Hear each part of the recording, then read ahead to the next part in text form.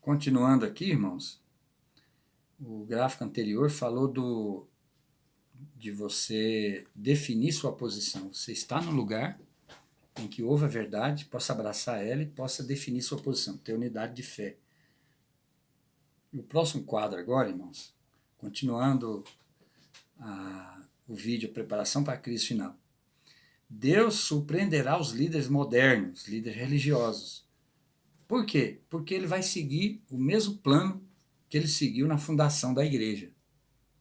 O fato dele repetir a mesma forma de trabalhar quando ele fundou a igreja nos dias de Cristo, com os apóstolos, isso faz com que os teólogos modernos se surpreendem, porque eles acreditam que agora é diferente. Eis o texto. Na escolha dos instrumentos para a reforma da igreja, vê-se que Deus segue o mesmo plano adotado para sua fundação. O mestre divino passou por alto os grandes homens da terra, os titulares e ricos, que estava acostumado a receber louvor e homenagem como dirigente do povo. Ele passa esses mestres por alto. Porque eram tão orgulhosos e confiantes em si próprios, na sua lardeada superioridade, que Deus passou por alto. Aos indoutos, ou seja, pessoas de pouco estudo colegial, e laboriosos pescadores da Galiléia, fora dirigido o chamado.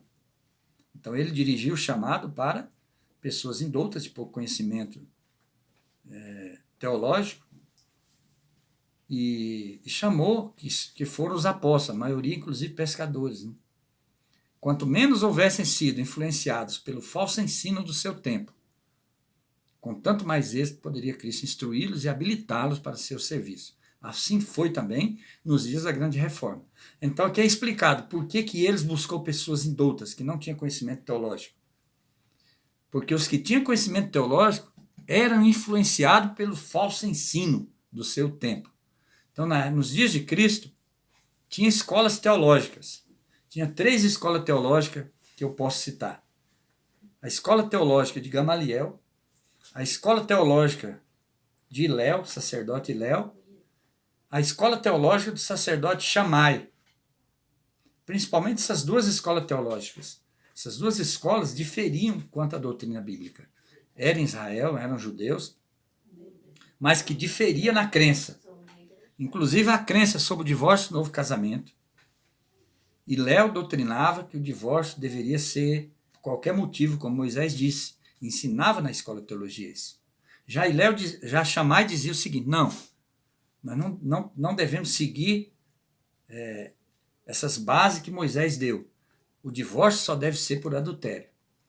E aí, confrontado com Cristo, Cristo disse, olha, nenhuma das 2. A escola de Deus do Éden, quando ele disse que deixará pai e mãe, unir-se a sua esposa, será uma só carne, e o que Deus uniu não separe o homem, essa é a escola que eu ensino aos meus discípulos. Então, por exemplo, João Batista, o pai de João Batista, Zacarias, era um teólogo aposentado, um sacerdote aposentado. Mas ele não iria conseguir compreender as profecias. Por que Deus não chamou Zacarias, o pai de João, para preparar o caminho de Cristo? Porque o conhecimento dele era influenciado pelo falso ensino teológico. Então ele disse para Zacarias, afasta teu filho da escola de teologia. Pela ordem natural, João Batista tinha que ser doutrinado na teologia e ser um sacerdote. Mas Deus falou, Zacarias, não dê esse ensino teológico judaico para ele, porque ele precisa compreender as profecias que preparam o povo. Por isso que esse ensino desse slide não vem da escola de teologia do nosso tempo, porque são influenciados por conceitos filosóficos, entre outros, que distorcem a verdadeira escatologia profética, a verdadeira maneira com qual as coisas irão acontecer. Ensino errado. E aqui está claro que Deus, então, pelo fato deles serem os teólogos de hoje também influenciados pelo falso ensino, Deus agora vai usar leigos, vai usar pessoas simples para compreender como aqui está sendo determinado. Poucos pobres impopulares. Olhem bem, a igreja, o grupo, o corpo de Cristo, que irá triunfar. está escrito como será. A confirmação para nossos dias. Grande Conflito, página 601, 602, capítulo 37. O espírito que atuava naquele sacerdote e príncipe lá dos dias de Cristo é ainda manifesto por muitos que fazem alta profissão de piedade. Recusa-se examinar o testemunho das profecias concernente a verdades especiais para esse tempo. Eles apontam para seu número, riqueza e popularidade, e olha com desdém os defensores da verdade, sendo esses poucos, pobres e impopulares, tendo uma fé que os separa do mundo. Aqui tem duas classes de pessoas. Uma grande igreja, grandes igrejas que são dirigidas pelo sacerdote e príncipe do nosso tempo, pelos teólogos. E um grupo que é pouco, pobre e não conhecido. Impopular quer dizer pouco conhecido. Então Deus passando hoje para grandes igrejas, numerosas e ricas e populares, e dando a verdade para um grupo de pessoas que estão se reunindo, como os sábios do Oriente, como o grupo de pastores de ovelhas nas colinas da Judéia, da Galiléia, né? Eles eram da Galiléia.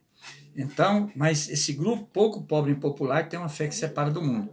Gente, o que importa hoje é nós termos uma fé que nos separa do mundo. E, na realidade, ela separa nós também das igrejas teológicas do nosso tempo. Completando aqui, Parábolas de Jesus, página 79, complementa, vai na mesma linha. Quem serão as pessoas que compreenderão o tempo da nossa visitação? Como em épocas primitivas, as verdades especiais para esse tempo não se acham com mulheres, não se acham com autoridades eclesiásticas, mas com mulheres e homens que não são demasiado sábios, não são demasiado instruídos nem sábios demais para crer a palavra de Deus.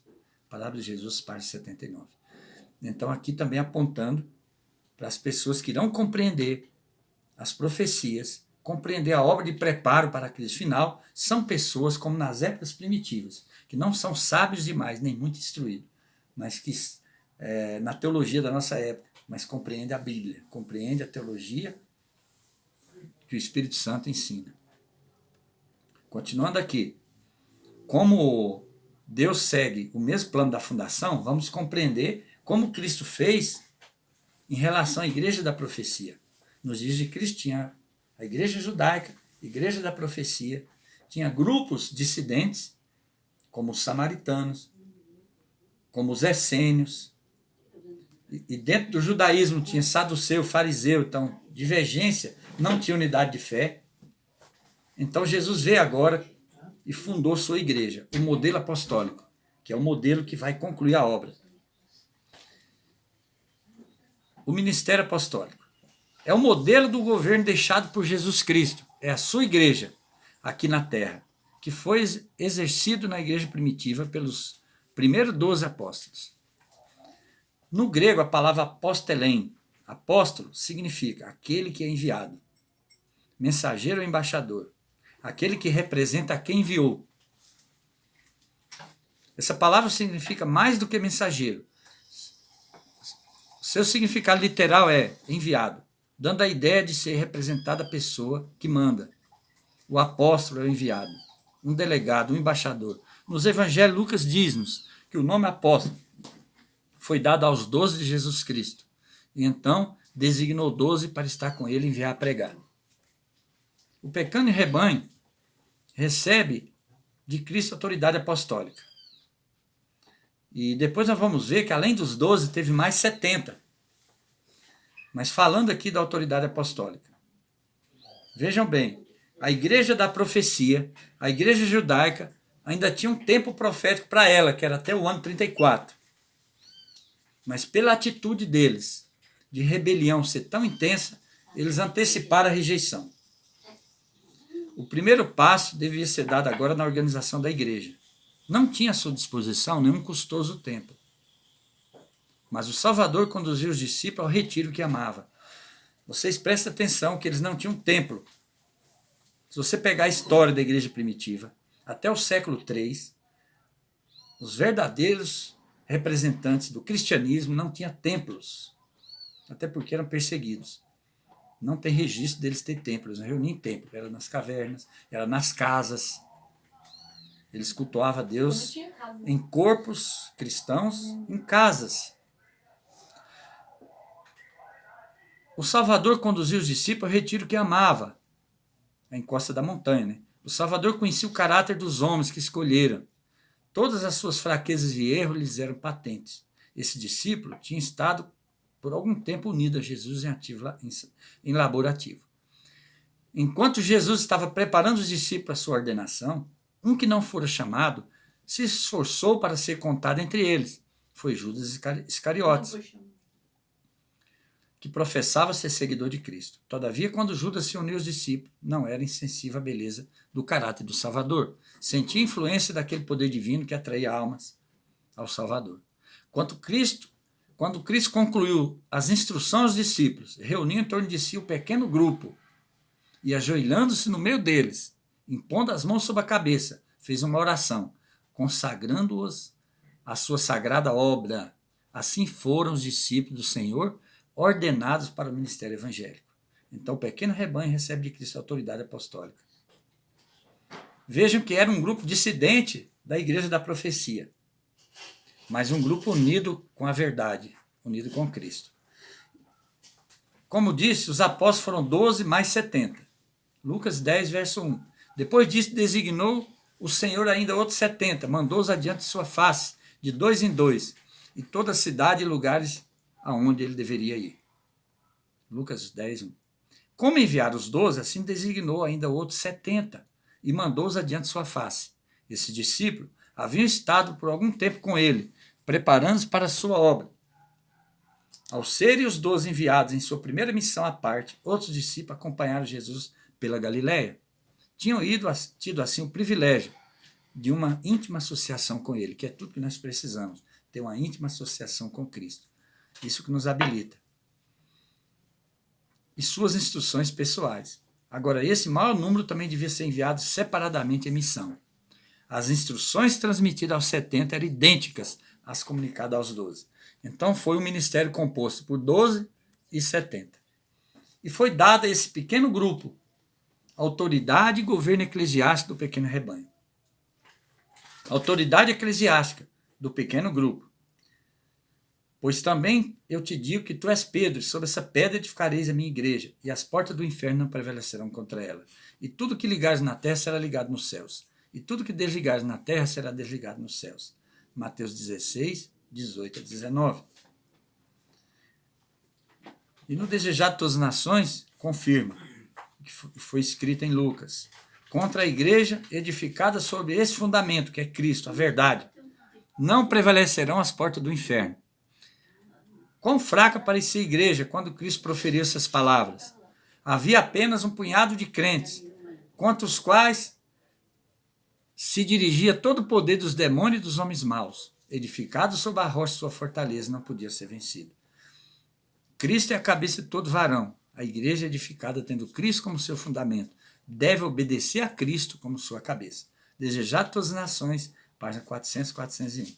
Irmãos, então o que Mateus 16, 18 a 19 está dizendo é: a igreja que está ligada a Cristo não cairá. Ela não cairá, ela prevalecerá.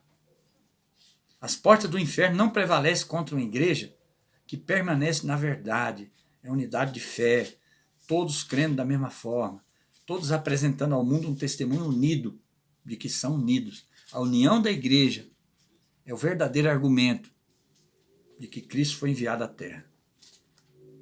Os discípulos eram convertidos e levados à unidade com Cristo. Isso é muito importante.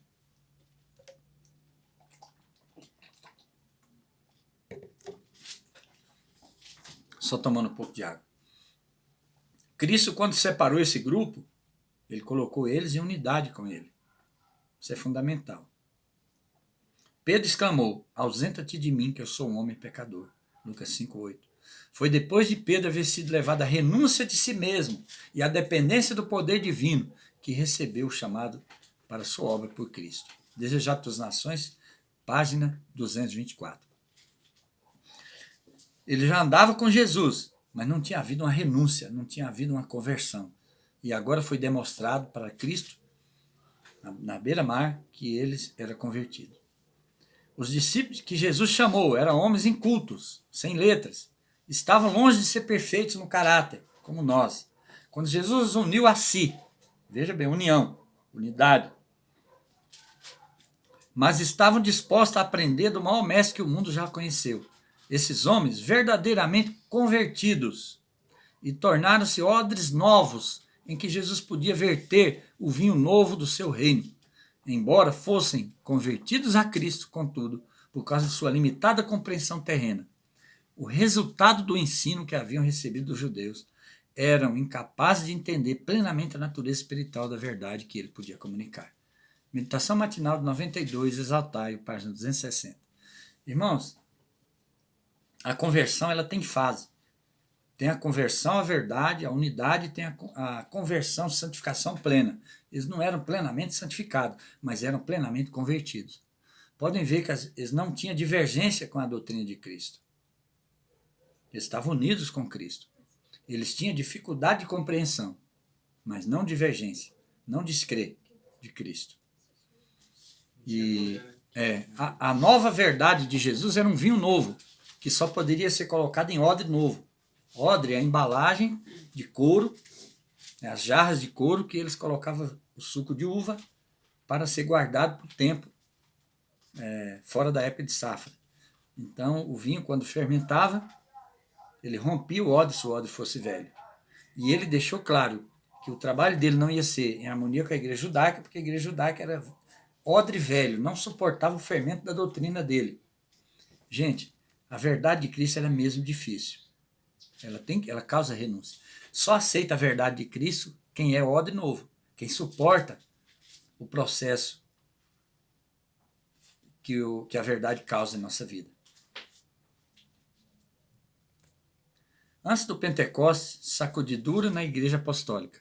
Até o Getsemane, restou apenas 12. Houve uma sacudidura na igreja apostólica.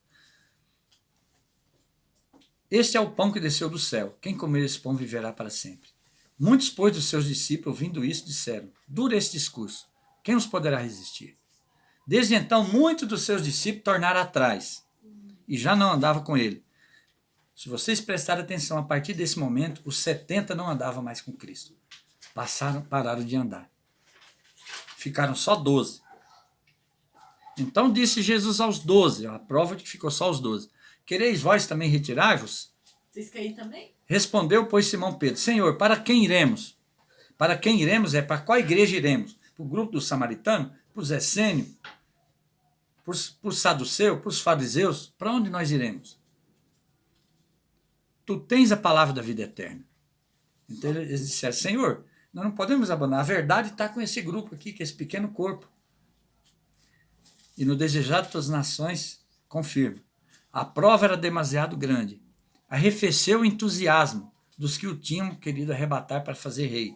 Esse discurso na sinagoga diziam: abriram-lhe os olhos. Essa maioria dos discípulos abandonaram, dizendo: olha, nós abandonamos esse grupo, voltamos para a igreja judaica, porque foi essa mensagem dele na sinagoga, dizer que ele era o pão que tinha que ser comido, isso foi demais para nós.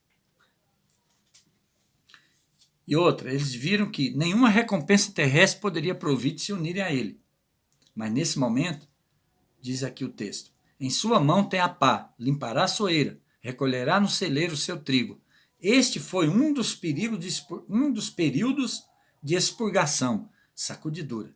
Essas palavras da verdade, pelas palavras da verdade estava a palha sendo separada do trigo. Ao desviares de Cristo, aqueles discípulos descontentes, outro espírito diverso dele se apoderou. Viu quem abandona a verdade? O Espírito Santo abandona e agora outro espírito mau toma conta. Não podiam ver nada de atraente naquele que antes tanto lhes interessava. Procuraram os seus inimigos, que eram os judeus, pois estavam em harmonia com o espírito e a obra deles. Voltaram para a igreja judaica. Interpretaram mal suas palavras, falsificaram-lhe as declarações. Por essas falsas informações que sua vida ficou em perigo. A partir daquele momento, Anaísa, que ficou só 12 discípulos, Mateus, ficou só 12 discípulos, na verdade fica só 12 porque os 70 abandonaram, voltaram para a igreja e chegaram lá e disseram: olha, ele mesmo era falso, ele mesmo não tinha certeza que ele era o Messias. Continuando o texto desejado, vocês vão ver que eles falam isso. Então, a vida de Cristo passou mais em perigo. Foi um dos períodos de expurgação. A hora mais tenebrosa para a igreja judaica, para a igreja apostólica, perdão. Então Jesus lhe disse: todos vós essa noite vos escandalizareis em mim, porque está escrito: ferirei o pastor, as ovelhas do rebanho se dispersarão. As que dizem respeito a Jesus Nazareno, que foi varão profeta, poderoso em palavra e obra diante de Deus e de todo o povo. E nós esperávamos que fosse ele que remisse Israel. Mas agora, sobre tudo isso, é hoje o terceiro dia, desde que essas coisas aconteceram. Lucas 23, 19, 21. Então, foi uma hora muito tenebrosa. Na verdade, Cristo já tinha falado, já tinha advertido que eles iam ferir o pastor e o rebanho ia ser disperso. Jesus já tinha advertido da grande prova que todos iam passar, que ele próprio ia passar, mas eles não perceberam. Então, vocês vejam bem, começa com um dos períodos de sacudidura, tem um período de provação. Foi Cristo no Getsemane, Cristo na cruz, morrendo por eles. E o texto aqui do Testemunho Seleto, volume 1, página 223, diz: no momento mais crítico, quando o Filho de Deus necessitava de sua simpatia, fervorosas orações foram achados dormindo, muitos perderam eles por dormir assim. Nosso Salvador pretendia fortalecê-los para a rigorosa prova que sua fé a que seria em breve sujeito. Eles teriam uma prova de fé. Então os discípulos também teve várias sacudiduras, teve período de fé, período de provação. Assim como nós estamos para entrar também na hora mais tenebrosa para nós. Mas uma coisa foi importante: unidade de fé entre os apóstolos, antes do Pentecostes. Assim como nós aguardamos a chuva serôdia, depois da grande prova, ainda dentro da prova, né? Temos que ter unidade de fé também, como os apóstolos tiveram. E para eles receberem o Espírito Santo, a chuva temporã, teve que haver isso, essa unidade. Esses foram reunidos em suas diferentes faltas, com suas diferentes faltas. Todos com herdadas e cultivadas tendências para o mal, mas em Cristo e por meio dele, deviam fazer parte da família de Deus, aprendendo a tornar-se um na fé, na doutrina, no Espírito. Teriam suas provas, suas ofensas mútuas, suas divergências de opinião, mas conquanto Cristo estivesse habitando onde? No coração, não podia haver discórdia. Seu amor levaria ao amor uns pelos outros. As lições do Mestre conduziria à harmonização de todas as diferenças, pondo os discípulos à unidade, até que fossem de um mesmo espírito, de um mesmo parecer. Ele reuniu em torno de si o pequeno grupo bem chegados a ele. Vocês vejam bem que os discípulos tinham unidade de fé. Isso foi fundamental para eles superarem as provações, estarem santificados e receber essa chuva temporã. Unidade de fé entre os discípulos, continuando ainda no tema da unidade de fé antes do Pentecostes. Pondo de parte todas as divergências. Eles colocaram de parte todas as divergências. Todo desejo de supremacia unido-se em íntima comunhão cristã, Atos dos Apóstolos 37. E entrando, subiram ao cenáculo, onde habitava Pedro, Tiago e João, e André, e os demais discípulos. Todos esses perseveravam unânime, em oração e súplica, com as mulheres, Maria, mãe de Jesus, e com seus irmãos. Atos 1, 13 e 14. Então veja bem. Os irmãos aceitaram. Então veja bem, antes do Pentecostes, eles entraram em unidade de fé, estavam unânime. O cenáculo era um local, uma casa onde morava a maioria dos discípulos, né? E todos os demais se reuniam em uma casa. História da Redenção, páginas 241 e 242. Os discípulos reuniram-se num aposento superior, unindo-se em oração às mulheres crentes. O número de pessoas reunidas era cerca de 120. Então eles estavam em uma casa reunidos no cenáculo, um local onde vários apóstolos moravam, e agora, pouco antes do Pentecostes, eles reunidos, continuavam em unidade ali, cada vez mais forte. E interessante que antes de Cristo ascender ao céu, antes do Pentecostes, teve uma influência muito importante do Espírito Santo sobre a vida deles. Foi chamado o título aqui, desse quadro, Sopro do Espírito Santo. habilitação para a igreja militante manifestar a vida de Cristo. O sopro do Espírito. Isso está escrito em João 20, 22, 23. E havendo dito isto, assoprou sobre eles e disse-lhes: recebei o Espírito Santo. Aqueles a quem perdoados os pecados, lhes são perdoados. Aqueles a quem o retiver, lhes são retidos. Então, após a crucifixão, Cristo aparece aos discípulos. Eles estavam nessa casa, reunidos. Chorando. E Jesus aparece de repente e assopra sobre eles o Espírito Santo e diz: recebei. Mas aqui ainda não era o Pentecostes. Aqui era o sopro do Espírito Santo. Era o pré-Pentecostes. E o Desejado de Todas as Nações, página 69, diz: mas o Espírito Santo foi agora dado para um fim especial. Antes dos discípulos poderem cumprir seus deveres oficiais em relação com a igreja.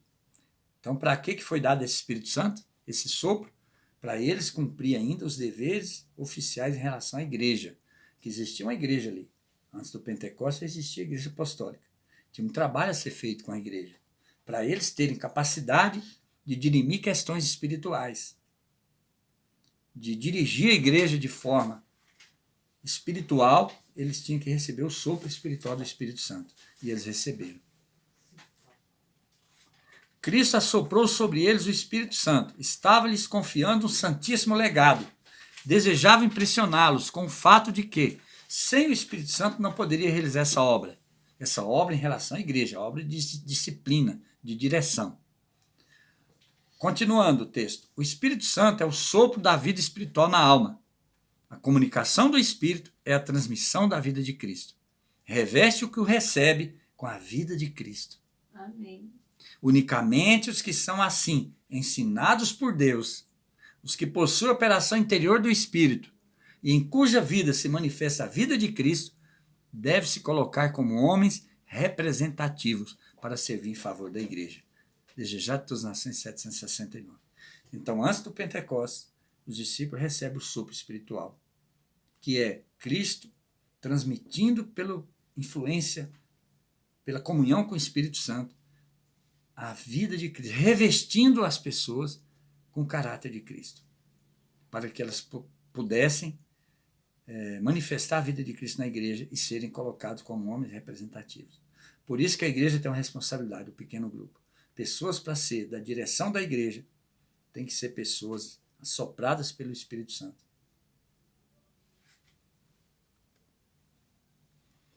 E finalmente aqui, esse será o último quadro desse aqui, depois vai ter um terceiro vídeo.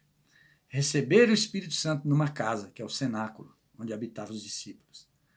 Depois foram pregar com o poder da chuva temporã no templo, porque ali estava cumprindo uma festa judaica, a festa do Pentecostes, festa das semanas. A festa do Pentecostes estava reunido, então,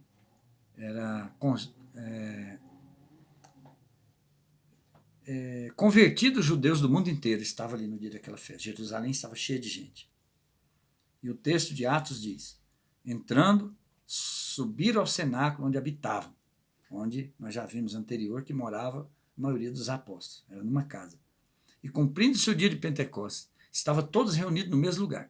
E de repente veio do céu um som, como de um vento veemente e impetuoso, encheu toda a casa em que estavam sentados. Todos foram cheios do Espírito Santo. Então eles estavam ali onde moravam, no texto que foi lido no quadro anterior, no penúltimo quadro. Eles moravam ali, estavam todos reunidos ali, por volta de 120 pessoas estavam ali, receberam o Espírito Santo, aí sim eles se dirigiram ao templo para evangelizar, falar a língua de 14 nações, aproximadamente, e converter milhares de pessoas num dia só. Pedro pregando em hebraico ou aramaico, e cada pessoa de cada país que veio para aquela festa religiosa ouvia a voz de Pedro na língua dele. Se algum japonês estivesse ali, provavelmente não tinha japonês, iria ouvir em japonês a voz de Pedro. E diz o Atos dos Apóstolos: o Espírito veio sobre os discípulos, que expectante oravam, com uma plenitude que alcançou cada coração. O Ser Infinito revelou sem poder a sua igreja. Então se revelou primeiro para aquele grupo, primeiro sobre o ministério e depois sobre as demais pessoas. Primeiro se manifestou sobre a sua igreja. Atos dos Apóstolos, página 38. Continuando, ainda no Atos dos Apóstolos diz: a comissão dada por Cristo aos discípulos foi cumprida. Mediante a cooperação do Espírito Divino, os apóstolos fizeram uma obra que abalou o mundo. O Evangelho foi levado a todas as nações numa única geração. Atos dos Apóstolos, página 593, Colossenses 1, 23. Então, dos dias que se passaram ali, dentro de uma geração, os apóstolos evangelizaram todas as nações do mundo. Mas Cristo não veio. Por que não veio? Porque ainda não era a grande comissão dos últimos dias. Não tinha vindo ainda a grande apostasia, o homem do pecado não tinha sido manifesto. Então vocês viram aqui que sob o poder, após a unidade, primeiro eles foram provados, eles foram sacudidos, e eles, então agora, passam pela provação final, e eles, em unidade de fé, porque eles já tinham essa aliança com Cristo, apesar das dificuldades, fraquezas, defeitos, eles eram unidos com Cristo. E nessa unidade, em uma casa, no cenáculo, onde habitava a maioria dos apóstolos, eles se reúnem, 120 pessoas, recebem o poder da chuva temporã e saem pelo mundo. Em uma geração, eles cumprem a comissão, ainda os apóstolos em vida. Então, vamos agora fechar esse quadro e passar para o outro vídeo.